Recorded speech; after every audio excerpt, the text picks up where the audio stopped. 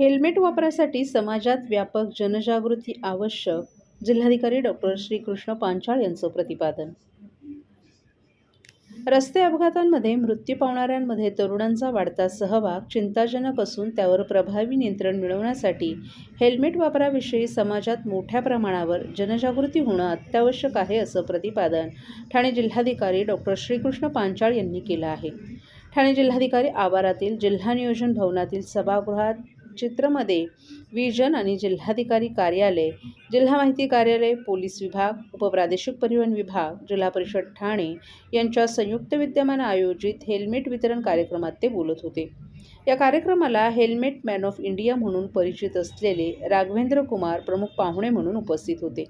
तसंच कल्याण डोंबिवली महानगरपालिकेचे आयुक्त अभिनव गोयल, उल्हासनगर महानगरपालिकेचे आयुक्त मनीषा आव्हाळे, भिवंडी महानगरपालिकेचे आयुक्त अनमोल सागर, लेफ्टनंट कर्नल विवेक तिवारी यांच्यासह मोठ्या संख्येनं ठाणे पोलीस स्कूलचे प्राथमिक विद्यार्थी आणि पालकही उपस्थित होते.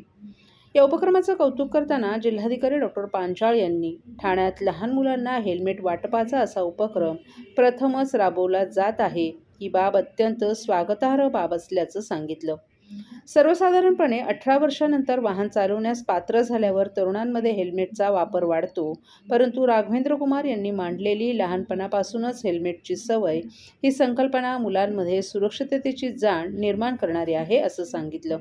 आज मुलांमध्ये जागरूकता निर्माण झाली तर भविष्यात ते स्वतः हेल्मेटचा योग्य वापर करतील आणि समाजातही त्याचा प्रसार करतील. रस्ते अपघातातील मृत्यूचं वाढतं प्रमाण गंभीर असून हेल्मेटचाच वापर हे त्यावरील सर्वात सोपे आणि प्रभावी उपाय असल्याचंही त्यांनी नमूद केलं. तसंच राघवेंद्र कुमार यांच्या 2 लाख हेल्मेट वितरण मोहिमेची प्रशंसा करत त्यांना शुभेच्छाही दिल्या.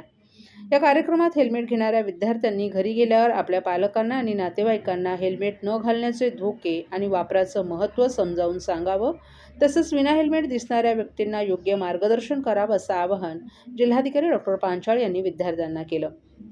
राघवेंद्र कुमार यांनी या उपक्रमाचा उगम कसा झाला, तसंच हेल्मेट वापराचा प्रसार करण्यामागील अनुभव सांगितला. लहानपणापासून मुलांना हेल्मेटची सवय लावली तर ते मोठे झाल्यावर कोणतेही वाहन कधीच विना हेल्मेट चालवणार नाहीत. त्यामुळे भविष्यातील अपघाती मृत्यूचं प्रमाण निश्चितच कमी होईल, असं त्यांनी सांगितलं. या कार्यक्रमाला जिल्हा माहिती अधिकारी मनोज सानप यांनी वीरशहीद कॅप्टन विनायक गोरे यांच्या जीवनावरील प्रसंगावर देशप्रेमावर आधारित एकपात्री एकांकिका सादर केली. या सादरीकरणातून विद्यार्थ्यांना देशभक्तीचा प्रभावी संदेश देण्यात आला.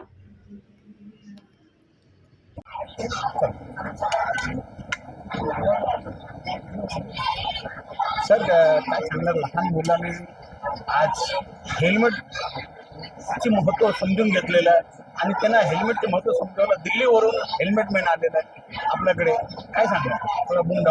आज दिल्लीवरून हेल्मेट मॅन ऑफ इंडिया म्हणजे त्यांनी जवळपास आजपर्यंत 75 हेल्मेट हे आजपर्यंत वाटप केलेलं आहे आणि आज इथे 101 हेल्मेट लहान मुलांना देण्यात आलेलं आहे. तसा छानसा कार्यक्रम इथं आयोजित केला होता. जिल्हाधिकारी कार्यालयाच्या कॅम्पसमध्ये जी झाडं आहेत त्याला ती हेल्मेट लावली होती आणि आता ती मुलांना ती देण्यात येत आहे.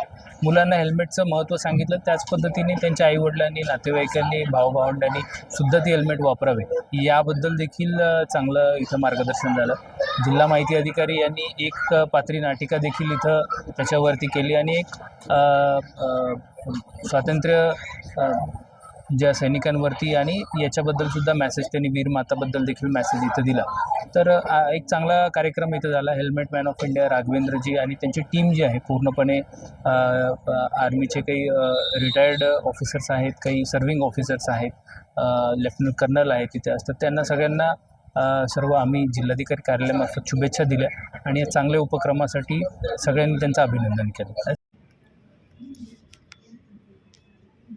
लोकांची कामं करून मतं घ्या, स्टंटबाजी करून मतं घेऊ नका, नारायण पवार यांनी शिंदे गटाला दिला सल्ला. ठाण्यातील बीएसपी घरांच्या फी माफीवरून भाजप आणि शिंदे गटात श्रेय घेण्यावरून काल राडा झाला. भाजपचे माजी गटनेते, ठाणे महानगरपालिकेचे माजी नगरसेवक नारायण पवार यांनी मारहाण केल्याचा आरोप करण्यात येत असतानाच हा आरोप खोडून काढत अजिबात मारहाण झाली नाही, कुठेच कोणाला मारझोड झाली नाही, असं पवार यांनी स्पष्ट केले. लोकांची कामं करून मतं घ्या, स्टंटबाजी करून मतं घेऊ नका असा सल्ला नारायण पवार यांनी शिंदे गटाला दिलाय. ठाण्यातील बीएसपी घरांच्या रजिस्ट्रेशनसाठी नुकताच शासनानं 100 रुपये दरानं रजिस्ट्रेशन करण्याची सवलत जाहीर केली. त्यानंतर स्थानिक आमदार संजय केळकर यांनीही मुख्यमंत्र्यांनी पाठपुरावा केल्यामुळे ही योजना मार्गी लागल्याचं जाहीर केलं. बीएसपीच्या घरांना सवलत लागू केल्यानंतर ठाण्यातील पाचपाखाडी भागातील लक्ष्मीनारायण सोसायटीत जल्लोष करण्यात येणार होता. या कार्यक्रमात शिंदे गट आणि भाजपचे पदाधिकारी यांच्यात वाद झाला. दरम्यान शिंदे गटात आणि भाजपमध्ये जोरदार राडा झाला. भाजपचे माजी नगरसेवक नारायण पवार यांनी मारहाण केल्याचा आरोप करण्यात आला. शिंदे पदाधिकाऱ्यांनी नौपाडा पोलीस ठाण्यात भाजपच्या माजी नगरसेवकाच्या विरोधात तक्रारही दाखल केली. मात्र लोकांची कामं करून मतं घ्या, स्टंटबाजी करून मतं घेऊ नका असा सल्ला नारायण पवार यांनी दिलाय. आपण 1992 पासून काम करत असून सर्व लोकांना एकत्र घेऊन आपण ही योजना तयार केली. त्यासाठी ठाणे महापालिकेच्या महासभेत ठरावही केला. 185 लोकांना घरं दिली. मात्र काही जणांना निवडणूक आली की लोकांच्या अडचणी आठवतात, जल्लोष करायला येतात. अजिबात मारहाण झालेली नसून कोणालाही मारझोड झाली नाही असं सांगत पवार यांनी आरोप फेटाळलेत. दरम्यान भाजपच्या वतीनं पुन्हा लक्ष्मीनारायण सोसायटीत मोठ्या उत्साहात जल्लोष करण्यात आलाय. तसंच यामुळे महायुतीमध्ये कोणताही संभ्रम नाही. आगामी पालिका निवडणुका महायुती म्हणून लढणार असल्याचं देखील पवार यांनी स्पष्ट केलंय. प्रकार घडला असे आरोप केले जात आहेत. काय भावना आहे, काय प्रश्न? इलेक्शन आल्यानंतर असे आरोप करतातच, लक्षात घ्या. कोणत्याही परिस्थितीत आता महाराष्ट्र सरकारने चांगल्या पद्धतीने निर्णय घेतले. आमचे मुख्यमंत्री देवेंद्र भाऊ, उपमुख्यमंत्री माननीय एकनाथ शिंदे साहेब, त्याच्यानंतर अजितदादा यांनी चांगल्या पद्धतीने निर्णय घेतला. बीएसपीच्या योजनेला जे 1% स्टॅम्प ड्युटी लागणार होती, 1 ते 1.5 लाख रुपये लोकांचे वाचतात. आता 100 रुपयावरती आले म्हणजे त्याचे अभिनंदन आणि जल्लोष आम्ही करणारच ना. कुठे आम्ही त्याला हे करतो, विरोध करतोय. 2 दिवसापूर्वी आमच्या काल का परवा आमच्या केळकर साहेबांनी, आमचे ठाण्याचे आमदार, त्यांनी इथं जल्लोष केला चांगल्या पद्धतीत का बाबा आमच्या सरकारचे अभिनंदन केले. आणि ह्या जी लक्ष्मीनारायण सोसायटी आहे त्याच्या 185 कुटुंबांना त्या योजना मी बनवलेली आहे आणि महासभेमध्ये मी आवाज उठवून ती योजना इकडे आणलेली आहे. ती वर्तकनगरची योजना इथं आणलेली आहे आणि आज लोकांना चांगल्या पद्धतीत घरं भेटलेत. त्या 185 कुटुंबांना तर विचारा, काय जल्लोष करायचा असेल तर उतरा खाली, आम्ही पण येऊ जल्लोष करायला. ही स्टंटबाजी, इलेक्शन आलं का स्टंटबाजी. ह्या भागामध्ये मी चांगल्या पद्धतीत कामं केल्यात, चांगल्या पद्धतीत मोफत घरं दिलेत लोकांना आणि 92 पासून मी इथे नगरसेवक म्हणून काम करतोय, चांगल्या पद्धतीत काम करतोय. म्हणून लोक माझ्या बरोबर ना 92 पासून आज लोकांनी मला चांगल्या पद्धतीने निवडून दिलेलं आहे. ही स्टंटबाजी करायची, इलेक्शन आलं का स्टंटबाजी करायची, यांचे आता हे दुकान बंद करा स्टंटबाजी करायची. सर्व नागरिकांना आवाहन करण्यात येत आहे की सध्या डासांमार्फत पसरणाऱ्या डेंग्यू या आजाराचा प्रसार रोखण्यासाठी प्रत्येकाने पुढील प्रमाणे कार्यवाही करावी. डेंग्यू आजार एडिस इजिप्ती हा डास चावल्याने होतो. या डासांची पैदास साचलेल्या किंवा साचवलेल्या स्वच्छ पाण्यामध्ये होते. 8 दिवसांपेक्षा जास्त दिवस पाणी उघडे व साचून राहिल्यास त्यात डास अंडी घालतात. अंड्यांच्या अळ्या तयार होऊन पुढे डास तयार होतात. यासाठी आपल्या घरातील पाणी साठे, उदाहरणार्थ बॅरल्स, पिंपे, टाक्या, हौद, रांजणे इत्यादी दर आठवड्याला रिकामे करून घासून पुसून कोरडे करून पुन्हा भरावे. 1 दिवस कोरडा दिवस म्हणून पाळावा. पाणी साठ्यांना घट्ट झाकणे बसवावीत किंवा जुनी साडी, चादर, धोतर यांनी बांधून झाकून ठेवावीत, म्हणजे डास त्यात जाऊन अंडी घालणार नाहीत. घराच्या गच्चीवर, आजूबाजूला, अंगणात कोठेही पाणी साचू देऊ नये. भंगार सामान उघड्यावर टाकू नये. उदाहरणार्थ टायर्स, प्लास्टिक सामान, कुंड्या, टाकाऊ वस्तू इत्यादी. अशा सामानात पावसाचे पाणी साठून त्यात डेंग्यूच्या डासांची पैदास होते. घरातील कूलर्स, फ्रीजच्या पाठीमागील ट्रे हे देखील वेळोवेळी कोरडे करावेत.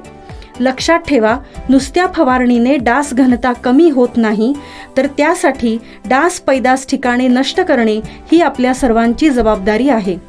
कोणताही ताप अंगावर न काढता जवळच्या शासकीय रुग्णालयात मोफत औषधोपचार घ्या. अशा प्रकारे नागरिकांनी सहकार्य केल्यास डेंग्यूचा प्रसार रोखणे सहज शक्य आहे.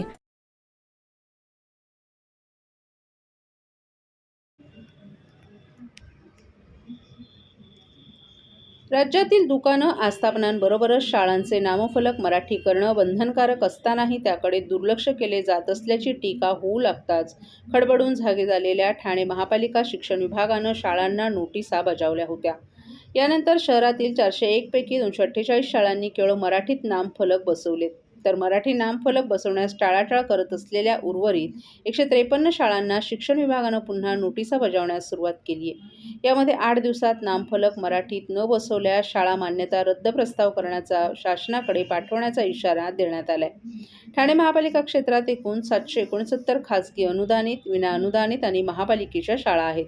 यामध्ये ठाणे महापालिकेच्या 95 प्राथमिक, 7 माध्यमिक अशा एकूण 102 शाळा आहेत, तर 209 खासगी अनुदानित आणि 560 विनाअनुदानित शाळा आहेत. यामध्ये 401 इंग्रजी माध्यमांच्या शाळा आहेत. राज्यातील दुकाने आस्थापनांबरोबरच शाळांचे नामफलक मराठी करणं बंधनकारक आहे. असं असतानाही त्याकडे शाळांकडून दुर्लक्ष होत होतं आणि पालिका शिक्षण विभागाकडूनही ठोस कारवाई होताना दिसून येत नव्हती. या विरोधात काँग्रेस पक्षानं काही दिवसांपूर्वी आंदोलन केलं होतं. यामध्ये शाळांच्या इमारतींचं बांधकाम परीक्षण करावं आणि मराठीत नामफलक लावावेत अशी मागणी करण्यात आली होती. त्याचबरोबर अनेक राजकीय पक्षांनीही अशीच मागणी यापूर्वी केली होती. राजकीय पक्षांची मागणी आणि आंदोलनानंतर शिक्षण अधिकारी कमलकांत म्हेत्रे यांनी शाळा प्रशासनाला पत्र पाठवलं होतं. यामध्ये महापालिका शाळा सर्व माध्यमांच्या विनाअनुदानित, अनुदानित, स्वयं अर्थसहाय्य, प्राथमिक, माध्यमिक आणि उच्च माध्यमिक अशा सर्व शाळांचे नामफलक मराठी भाषेत करावेत. त्याचबरोबर शाळांमधील सर्व पत्रव्यवहाराची भाषा देखील मराठीच असावी असे स्पष्ट निर्देश त्यांनी दिले होते. त्यानंतर ठाणे महापालिका क्षेत्रातील 401 इंग्रजी शाळांपैकी 248 शाळांचे नामफलक मराठीत केल्याची माहिती पुढे आली आहे.